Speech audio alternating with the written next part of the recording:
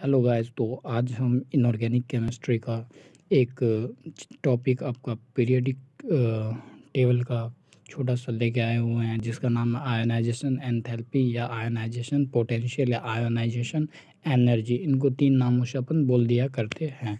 तो देखिए एक्चुअली क्या होता है, जनरली तो हमें बहुत ज़्यादा इश्यूज आते हैं ये टॉपिक को समझने में, इलेक्ट्रॉन एफिनिटी, इलेक्ट्रोनेगेटिविटी और आयोनाइजेशन एंथैल्पी को।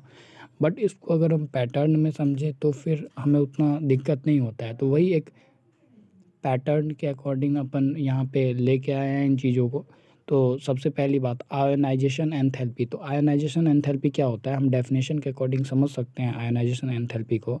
आयोनाइजेशन एंथैल्पी है मिनिमम एनर्जी, बहुत वो कम से कम energy required to remove most loosely bonded outermost shell electron in ground state from an isolated gaseous atom.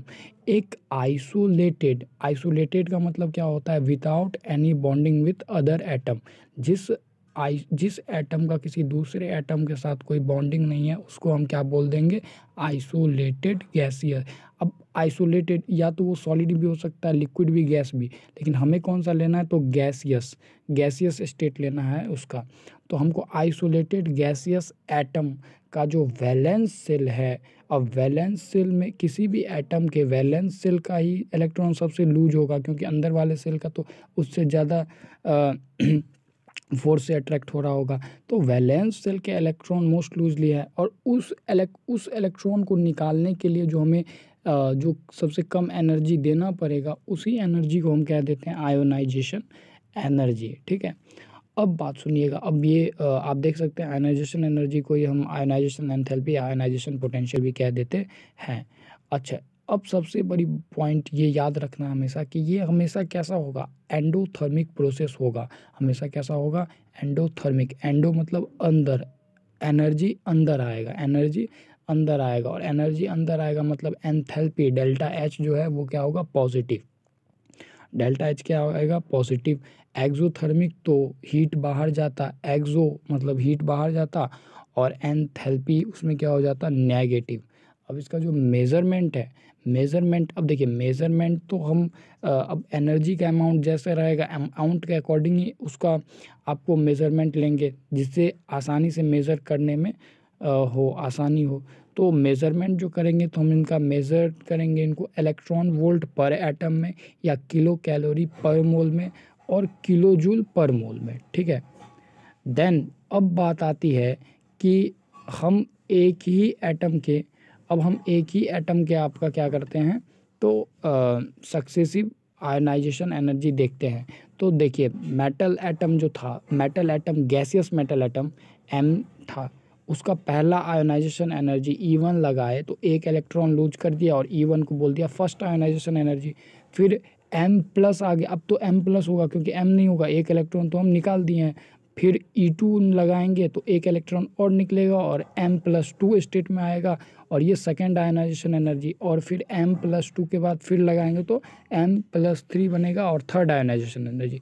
अब देखिए अब जैसे जैसे मैं इलेक्ट्रॉन निकाल रहा हूँ तो शिल्डिंग कम हो रहा है, रिपल्सन कम हो रहा है, और जेड इफेक्टिव बढ़ रहा होगा, अट्रैक्शन बढ़ रहा होगा, और अट्रैक्शन बढ़ने के कारण क्या हो रहा है, तो आईपी भी बढ़ रहा है। अब सेम एलिमेंट की कभी भी बात होगी तो इसी कारण से फर्स्ट आयोनाइजेशन एनर्जी से हमेशा ज़्यादा कौन होगा, सेकेंड आयोनाइजेशन एनर्जी, जो सेकेंड से हमेशा थर्ड, और ये इस तरह से ही चलता चला जाएगा। ठीक है, अब ये पॉइंट्स थे। अब हम कुछ इंपॉर्टेंट फार्मूला देख लेते हैं, जिससे हम दो चार एलिमेंट अगर दिया रहेगा और उसका ऑर्डर निकालना रहेगा तो हम उसकी ऑर्डर की बात कर सकते हैं। तो अगर आपको पीरियड के एलिमेंट दे दिया या ग्रुप का एलिमेंट दे दिया तो आपको ये फार्मूला देखना है वहाँ पे कि आयनाइजेशन पोटेंशियल जेड इफेक्टिव के क्या होगा, डायरेक्टली प्रोपोर्शनल। मतलब जेड इफेक्टिव बढ़ेगा तो आईपी भी बढ़ेगा, और डायरेक्टली प्रोपोर्शनल किसके होगा, तो पॉजिटिव चार्ज के, इन्वर्सली प्रोपोर्शनल होगा नेगेटिव चार्ज के। अच्छा, एटॉमिक साइज का क्या होगा, तो इन्वर्सली प्रोपोर्शनल। जैसे जैसे एटॉमिक साइज बढ़ेगा तो आईपी क्या होगा, कम होगा, कम होगा। मतलब ग्रुप में नीचे जाने पे एटॉमिक साइज बढ़ेगा तो आईपी क्या होगा, एटॉमिक साइज बढ़ रहा है तो आईपी क्या होगा, कम होएगा। मतलब ग्रुप में नीचे जाने पे आईपी कम होता है, और लेफ्ट से राइट में जाने पे क्या होगा, तो जेड इफेक्टिव बढ़ेगा, और जेड इफेक्टिव बढ़ेगा तो आईपी क्या होगा, आईपी भी बढ़ेगा। ये जनरल ट्रेंड है बट एक्सेप्शन हो सकता है। अब कुछ पॉइंट्स की बात करते हैं, some important points. Penetration power of subshell, penetration power of subshell, अच्छा सबसेल जो है एसपीडीएफ, इनको क्या करते हैं, न्यूक्लियस अट्रैक्ट करते हैं और उन्हीं को बोलते हैं पेनिट्रेशन पावर। तो पेनिट्रेशन पावर वैसे सबसे ज़्यादा किसका होता है, एस का, फिर पी का, फिर डी का, फिर एफ का। तो इस पेनिट्रेशन पावर के कारण ही आईपी जो बेरिलियम का है वो ज़्यादा होता है, किससे, बोरोन से, किससे, बोरोन से। अच्छा, फिर दूसरा पॉइंट आता है stability of half filled and fully filled orbital. तो stability of half filled and fully filled orbital, half filled और फुली फिल्ड ऑर्बिटल नॉर्मल जो आपके एटम्स हैं उससे ज़्यादा स्टेबल होंगे। जैसे नाइट्रोजन और ऑक्सीजन, नाइट्रोजन में पी के ऑर्बिटल्स में 3 इलेक्ट्रॉन जब आते हैं तो वो हाफ फिल्ड होते हैं, बट ऑक्सीजन में 1 फिल्ड हो जाता है, 2 ही हाफ फिल्ड है। तो ऑक्सीजन से ज़्यादा आईपी किसका होगा, नाइट्रोजन का। वैसे ही फुली फिल्ड इनर्ट गैस का हमेशा क्या होगा, ग्रुप में सबसे ज़्यादा होगा आपका आईपी, ठीक है। अब एक लास्ट पॉइंट हम डिस्कस करते हैं और लास्ट पॉइंट हमारा यह है कि आईपी जो है गैलियम का वो ज़्यादा होता है एल्यूमिनियम से। आपको याद होगा डी ट्रांजिशन आया था एक, जिसको हमने ट्रांजिशन कॉन्ट्रैक्शन भी कह दिया था।